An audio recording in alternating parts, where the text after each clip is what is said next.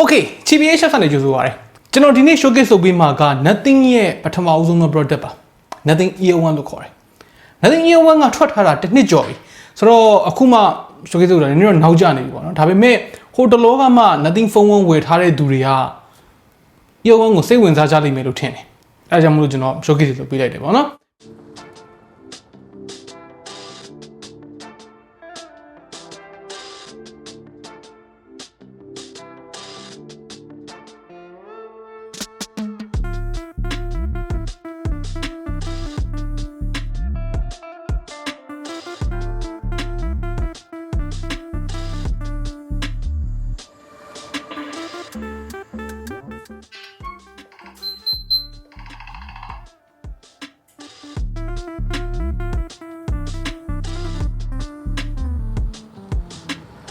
ပထမဦးဆုံးကျွန်တော်တို့ design နဲ့ build quality ဘိုင်းမှာ nothing year 1ကတော်တော်လေးထူးခြားတယ်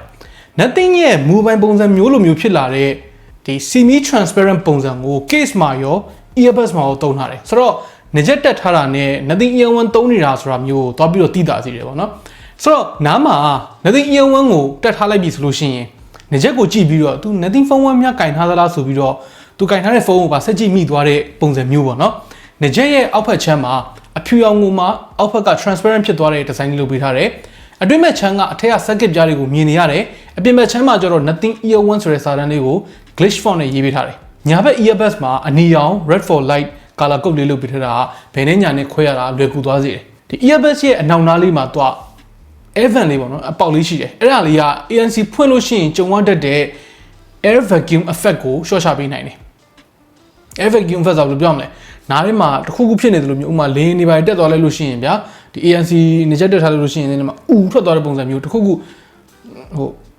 နားထဲကလေကိုစုပ်လိုက်တယ်လို့ခံစားချက်မျိုးအဲ့လိုမျိုးမဖြစ်အောင်လုပ်ပေးတာပြီးတော့ earbuds ရဲ့ form factor ကလူတော်တော်များများ comfortable ဖြစ်မဲ့ size ပုံစံမျိုးပုံမှန်အားဖြင့်ဒီ earbuds နည်းနည်းကြီးလို့ရှိရင်နားနာတတ်တဲ့သူတွေတောင်မှဒီကောင်နဲ့ဆိုရင်အဆင်ပြေနိုင်တယ်ပြီးတော့ तू ကဒေါင်းနေမရှိတဲ့ခက်ဝမ်းဝမ်းပုံစံဆိုတော့ဟိုစူးတာမျိုးရှတာမျိုးအဲ့နေရာမျိုးတွေလည်းမရှိဘူးနားထဲမှာလည်းတော်တော်လေးမြဲတယ်IPX4 water resistant ပါတယ်ဆိုတော့ gym workout လုပ်တာပါညာပြေးတာအတွက်သုံးလို့အဆင်ပြေတယ်ကျွန်တော်တို့ဒီနေ့ရထားတဲ့ unit ကအဖြူရောင်ဆိုတော့ transparent ဖြစ်တာပို့ပြီးတော့ထင်ရှားတယ်တကယ်လို့ချစ်ရပါညာထင်လို့ရှိရင်လည်းတိတ်တိတာမှာမဟုတ်အမဲအောင်ဆိုရင်တော့ကြာလာလို့ရှိရင် case မှာချစ်ရတယ်ပါညာထင်လာတာမျိုးရှိတယ် case ရဲ့ form factor လက်ထဲမှာတော်တော်လေး comfortable ဖြစ်တယ်အရင်မကြီးလုံးမသေးလုံးပြတိတ်အထူကြီးလည်းမဟုတ်ဘူးအိတ်ကထဲထည့်ထားမယ်ဆိုလို့ရှိရင်တော့မှသူက comfortable ဖြစ်နေအောင်မယ်အနေထားမျိုးမှာရှိတယ် case မှာပါတဲ့ giant အကြီးကသူကဒီ earbuds တွေကို case ထဲမှာနေရာတခြားဖြစ်နေအောင်ထိန်းပေးထားတယ်ဘေးကချိုင်သေးသေးလေးနှစ်ခုကဒေါင်ဆွန်းထွက်နေတဲ့နေရာနှစ်ခုအတွက်လောက်ထားတာဒီ magnet အတုံးလေးကို transparent မြင်နေရတာနဲ့အဲ့ဒီ magnet ရဲ့အောက်ဘက်မှာ serial number ပါတာနဲ့ကတော်တော်လေး cool ဖြစ်တယ် hinge ကလည်း metal နဲ့လုပ်ထားတာတော်တော်လေး stable ဖြစ်တယ်ဒီအဖွင့်ပိတ်ဒီမှာမမာလုံးမပြော့လုံးတဲ့အနေထားလက်ထပ်ဘက်ထဲနဲ့ကတော့ဖွင့်လို့ရပေမဲ့အရင်တော့ comfortable မဖြစ်ဘူး case ရဲ့ earbuds တွေကိုထုတ်ရတာပြန်ထည့်ရမှာတော့ဘာအခက်ခဲမှမရှိဘူးသူရဲ့ magnet တွေကတော်တော်လေး strong ဖြစ်တဲ့အတွက် position မှန်တာနဲ့လုံးဝဖက်ခနဲ့ပြေးကပ်ပြီးသားပဲဒီ case ကိုဖွင့်ပြီးတော့လှုပ်ချရင်တော့မှပြုတ်ကျမှာပါညာကိုစိတ်မပူရအောင်အဲ့လောက်ထိ strong ဖြစ်တယ်ဆိုတော့ overall build quality နဲ့ design နဲ့မှာအပြည့်ပြောစရာမရှိဘူးအထူးသဖြင့်ဒီ AirPods တွေ Galaxy Buds တွေလိုမျိုးဈေးမကြီးပဲနဲ့အဲ့လောက်ထိ build quality ရနေတာပြီးတော့သူ့ရဲ့ဒီ design ပုံစံပေါ့နော်အဲ့ဒီကောင်ထူးခြားနေတာလုံးဝကျဉ်းနေစရာပဲ control လို့ဖို့အတွက်ကိုကြတော့သူထုံးစံတိုင်းပဲ touch နဲ့လုပ်ထားတာဒီနေရာမှာတခြား buds တွေနဲ့မတူတာကသူက single touch လုံးဝမပေါဘူးဆိုတော့နားထဲထည့်ထားရင်းနဲ့မတော်တဆထိမိလို့တချင်းပိတ်သွားတာတို့ပွင့်လာတာတို့အဲ့ဒါမျိုးမဖြစ်တော့ဘူးနောက်ထပ်သဘောကျစရာက volume အတိုးကျယ်ကိုငကြက်မှာဒီ slide up slide down တွေလုပ်လို့ရတယ်ကျန်တဲ့တချင်းကြော်တာတို့ play pause assistant ဘာညာတို့အဲ့ဒါတွေကဒီ nothing ear 1 app ထဲမှာစိတ်ကြိုက်သွားပြောင်းလို့ရတယ် ANC off နဲ့ transparency mode နဲ့ပြောင်းချင်တယ်ဆိုလို့ရှိရင်လည်းကြာကြာလေးဖိထားလိုက်ရုံပဲတခုရှိတာက low latency mode ပြောင်းချင်ရင်တော့ငကြက်ကနေပြောင်းလို့မရဘူးသူ app ထဲကနေသွားပြောင်းရမယ် nothing phone 1ကင်ထားတယ်ဆိုရင်တော့အခုနောက်ဆုံးပေးတဲ့ ear 1ရဲ့ဒီ firmware update မှာ ear 1နဲ့ phone 1နဲ့ချိန်ထားမယ်ဆိုလို့ရှိရင် game နဲ့ဝင်လိုက်တာနဲ့သူ auto low latency mode ပြောင်းပေးတဲ့ feature ပါလာတယ်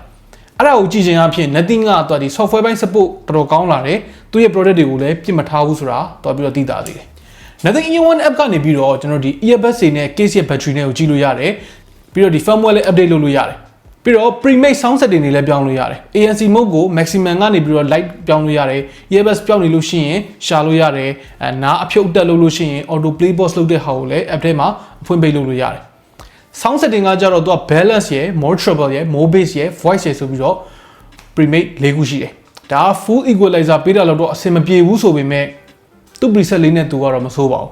ဘာမှပြောင်းလို့မရတဲ့ design တော်သေးတာပေါ့နော် connectivity ဘိုင်းမှာကျတော့သူက Bluetooth version 5.0 ကိုသုံးထားတယ်ဆိုတော့ pair လောက်တာမှာရောသုံးရတာမျိုးမှာတော်တော်အဆင်ပြေတယ်တော်တော်ဝေးဝေးအထိ connection ပြတ်သွားတာမျိုးမတွေ့ရဘူးအေးဆေးဆေးပဲ high latency မုံနဲ့ဒီ low latency မုံနဲ့ကဘယ်လောက်ကွာလဲအဲ့ဒါကိုအခုဒီမှာစမ်းပြထားတယ်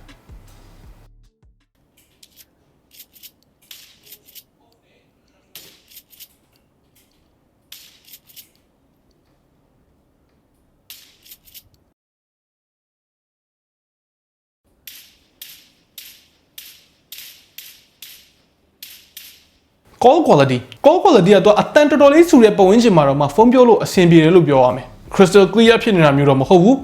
ကိုပြောတာကိုတော့ဟိုဘက်ကကောင်းကောင်းကြားရတယ်ဟိုဘက်ကပြန်ပြောတာကိုလည်းကိုကကောင်းကောင်းပြန်ကြားရတယ်တိတ်ဆိတ်နေတဲ့ပတ်ဝန်းကျင်မှာဆိုရင်တော့ဟိုဘက်ကကိုယ့်အတန်အပူပြီးကြီးကြီးလင်းလင်းကြားရမယ် call quality ကကျွန်တော်စမ်းမှုသမျှ TWS တွေမှာတော့ above average လို့ပြောလို့ရတယ်ပုံမှန်ထက်ပိုကောင်းတယ်ပေါ့နော်ဆိုတော့ဒီ earbuds ကိုသဘောကျမိတဲ့အထက်မှာ ANC feature လည်းပါတယ်တော့ active noise cancellation ပါတဲ့ earbuds တွေမှာပုံမှန်အဖြစ်ဈေးကြီးတယ်ပေါ့နော်ဈေးသက်သာပြီးတော့ ANC ပါတဲ့ကောင်တွေကကြတော့လေပါတာအလုံးမဖြစ်ဘူးပေါ့ Nothing Ear 1ကကြတော့ဈေးလည်းအရင်မကြီးဘူး ANC ကိုလည်းအလုပ်ဖြစ်တဲ့လောက်ဖြစ်အောင်တို့လုပ်ပေးထားနိုင်တယ်ကျွန်တော်တို့စမ်းကြည့်တဲ့လောက်မှာ aircon အတန်တို့မီးစက်အတန်တို့တခြားသော static noise တွေကိုလုံးဝမကြားရတော့တဲ့လောက်နှီးပါးကိုဖျောက်ပေးထားနိုင်တယ် keyboard နဲ့စာစီစာရိုက်တန်တွေဒီဘေးကလူတွေစကားပြောနေတဲ့အတန်တွေ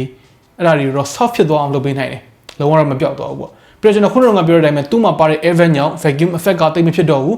ANC ဖွင့်ပြီးတော့ကြာတက်ထားလဲနားဥတာခေါင်းမူတာမရှိဘူး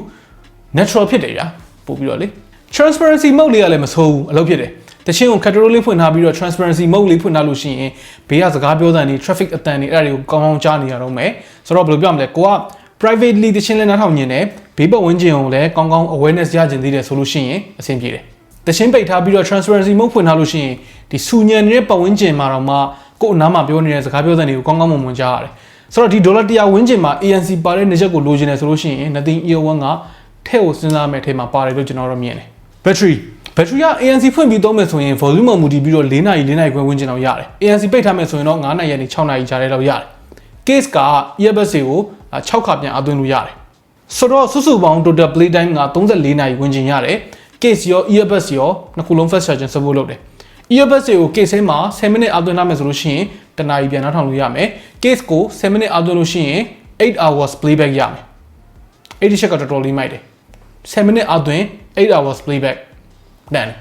Nothing phone 1ကိုဝယ်ထားလို့ရှိရင် ear 1ကို wireless charging သွင်းပြရင်လည်းလူကြားထဲမှာဒီလိုမျိုးလေးကျွယ်လို့ရတာပေါ့နော် Okay ဆိုတော့ငကြက်တစ်ခုရဲ့အရေးအကြီးဆုံးပိုင်းကတော့ sound quality ပေါ့နော် ear 1ရဲ့ signature တခြားဈေးပေါ်တဲ့ဒီ bass heavy V shape TWS တွေနဲ့တိတ်မတူဘူး balance ဖြစ်တဲ့ဘက်ကိုပိုရောက်တယ်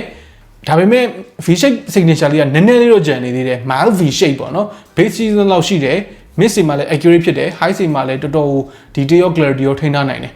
နောက်ထပ်ဒီဈေးပေါ်တဲ့ TWS တွေနဲ့ကွာတဲ့အချက်က sound stage နဲ့ instrument separation sound stage က TWS တစ်ခုအနေနဲ့မှာဆိုရင်တော်တော်ကျယ်တယ်လို့ပြောရမယ် instrument separation မှာကျတော့ဒီ metal track တွေမှာတော့မှအတန်တစ်ခုချင်းစီကိုကောင်းကောင်း separate လုပ်ပေးထားနိုင်တာလည်းသဘောကျစရာပဲတကယ်လို့ကိုကအဲ့ဒီ profile ကိုမကြိုက်ဘူး bass ဒါမှမဟုတ် treble ပိုများတာကိုလိုချင်တယ်ဆိုလို့ရှိရင်လည်း app preset ထဲမှာကျွန်တော်ခုနကပြောလိုက်သလိုပဲတော့ပြောင်းလိုက်ရုံပဲကျွန်တော်တို့ default ပါတဲ့ balance profile ကိုပိုကြိုက်တယ်အတန်အရန်ကျယ်တဲ့ထဲမှာတော့မပါဘူးအပြင်မှာဆိုလို့ရှိရင် volume ကို70 80လောက်ထိတော့အနည်းဆုံးထားရတယ်ဘာလို့ပြော sound quality အရာတော့သူ့ဈေးမှာကျင်းနေစရာပဲဆိုအဆုံးသတ်အနေနဲ့ပြောရရင်ဒီ Nothing Ear 1က TWS တစ်ခုမှာရှိတဲ့ရှိထိုက်တဲ့အရေးချင်းတွေအကုန်လုံးရှိတဲ့ကြက်လို့ပြောလို့ရတယ်